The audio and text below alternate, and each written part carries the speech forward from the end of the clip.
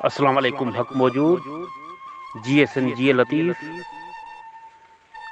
सुर यमन कल्याण जे दास्तान टे जे कुछ बैतन ते गुफ्तगू कंदासीं। असांजे अॼोके गुफ्तगू जो उनवान आहे मिड़िया मथे मच। उनवान जे हिसाब सां बैत जो विर्द कंदुसि। पतंगन पह कयो मिड़िया मथे मच, पतंगन पह कयो मिड़िया मथे मच, पसी लहसन लिचिया सड़िया मथे सच, संदा बिचिन गच वेचारन विञाया।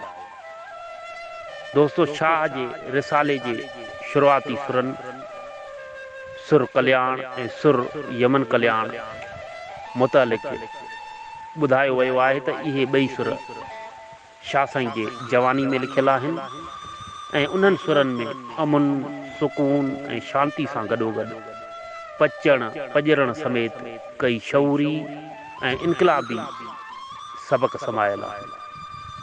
असां दास्तान टे जे शुरुआती शेरनि जो जाइज़ो वठंदासीं, जंहिं में पतंगनि जे पचण जा मिसाल ॾेई मुख़्तलिफ़ रूहानी ऐं इनकलाबी सबक़ सेखारिया विया आहिनि। जीअं त मुर्शिद लतीफ़ ॾाहप जा ॾस ॾींदड़ मुशाहिदाती शाहिर बि आहे। हिननि शेरनि खे पढ़ंदे ईअं महसूसु थिए थो त मुर्शिद लतीफ़ पंहिंजनि मुरीदनि, फ़क़ीरनि ऐं तालिबनि सां गॾु मच ते वेठे पतंगनि खे मच में घिड़ंदो ऐं सड़ंदो ॾिठो, पर हू हिकिड़नि खे सड़ंदो ॾिसे ॿियनि खे पोयां पेर करण बदिरां कुॾी मच में लहण मां वॾो शऊरी सबक़ हासिल कयो। जॾहिं पतंग पंहिंजी जान जी परवाह न कंदे मच में घिड़ंदा थी विया त शाह साईं पतंगनि खां हिकिड़ो वॾो शऊरी ऐं इनकलाबी सबक़ सिखियो ऐं पंहिंजे बैतन वसीले सिंधी माण्हुनि सां गॾोगॾु पूरे आलमी इंसानियत खे हिकु शऊरी ऐं इनकलाबी सबक़ सम्झायो वियो।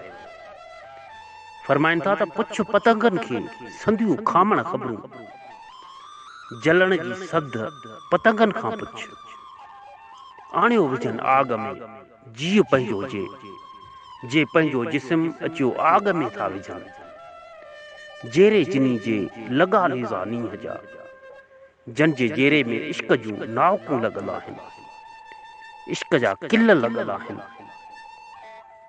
वरी फरमाए थो त पतंग चाहीं पाण खे त अची आग उझाए, जे पाण खे पतंग थो कोठाई त अची आग खे विसाए। उहा कहिड़ी आग आहे जंहिंखे विसाइण जी शाह साईं ॻाल्हि थो करे? उहो इनकलाब जो आग आहे, उहो इनकलाब जो मैदान आहे, उहो हक़ जे पासे बीहण आहे। अगरि असां हक़ जे पासे बीहंदासीं त असांखे तओ ज़रूरु ईंदो। वरी फरमाए थो त पचण घणा पचाया तूं पचण खे पचा, पचण यानी बाहि आतश घणनि खे जलायो आहे, पर तूं ख़ुदि पचण खे पचाए छॾ। तूं आग खे पाण में जज़ब करे छॾ, तूं पाण आग थी पव, तॾहिं तूं हक़ जे पासे बीह सघंदे।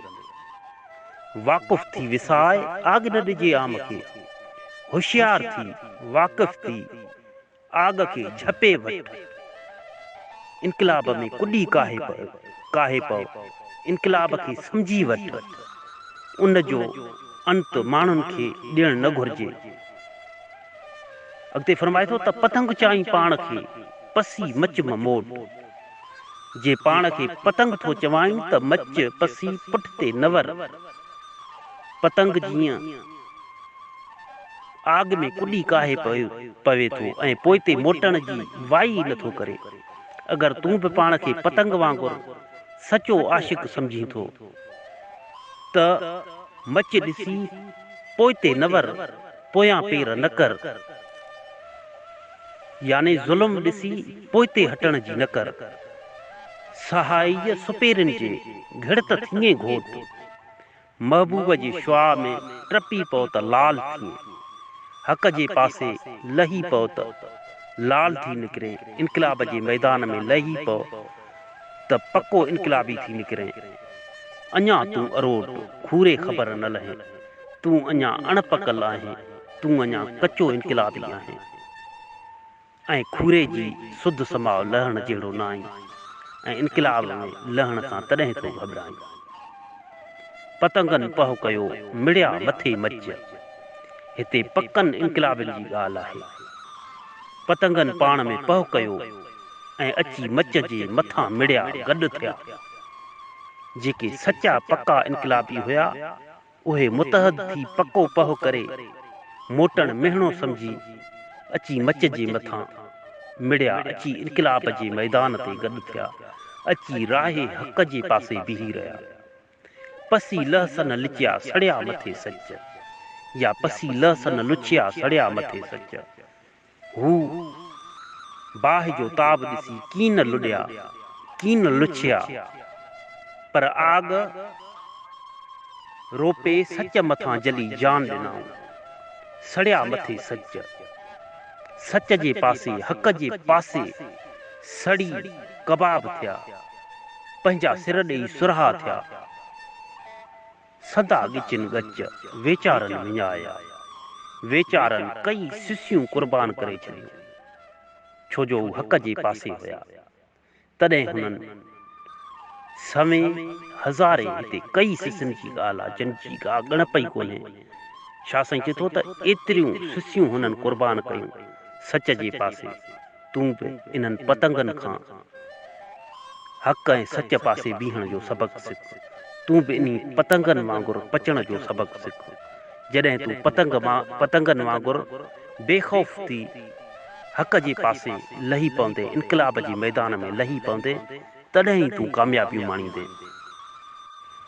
दोस्तो, हिननि बैतनि में हक़ ऐं सच जी राह ते हलंदड़नि लाइ केॾो न अज़ीम ऐं इनकलाबी सबक़ समायल आहे, जंहिंमें पतंगनि वांगुरु सचनि खरनि ऐं राहे हक़ ते हलंदड़ इंसाननि खे मच याने राहे हक़ में बिना कंहिं डप जे घिरण जो इनकलाबी सबक़ ॾिनो वियो आहे। उन इनकलाबी सबक़ खे सम्झंदे बेवस, लाचार ऐं मज़लूम माण्हुनि जी हक़नि हासिल करण लाइ मैदान मल्हाईंदे मच याने इनकलाब में कुॾी काहे पवणो पवंदो ऐं पंहिंजे इनफरादी मफ़ादनि बदिरां इज्तमाही मफ़ादनि लाइ पाण पितोड़णो पवंदो, जिदोजहद करणी पवंदी।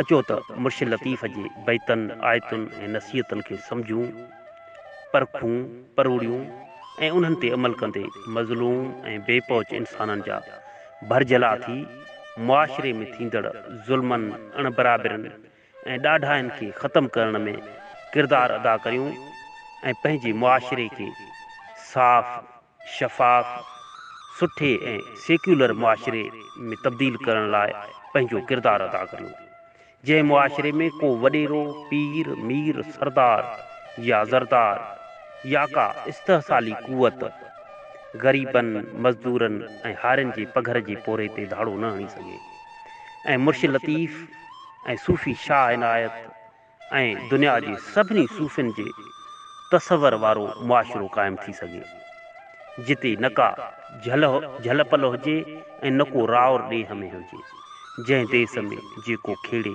सो खाए। जिए सिंध, जिए लतीफ़, जिए लतीफ़ साईं जी ॿोली।